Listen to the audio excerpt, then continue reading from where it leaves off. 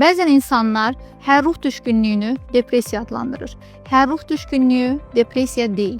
Xatırladım ki, depressiya deməmiz üçün sadalayacağım əlamətlərin hər gün və ən az 2 həftədən çox davam etməsi lazımdır. Depressiyanın böyük və kiçik əlamətləri var.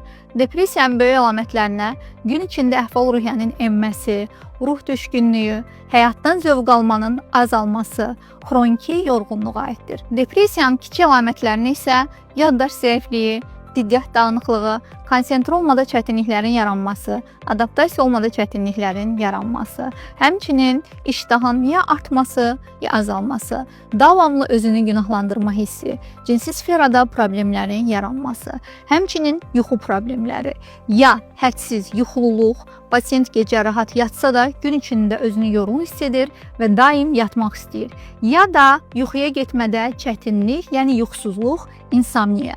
Əgər bu əlamətlərdən bir neçəsini özünüzdə və yaxınlarınızda hiss edirsinizsə, vaxtında mütəxəssisə müraciət edin.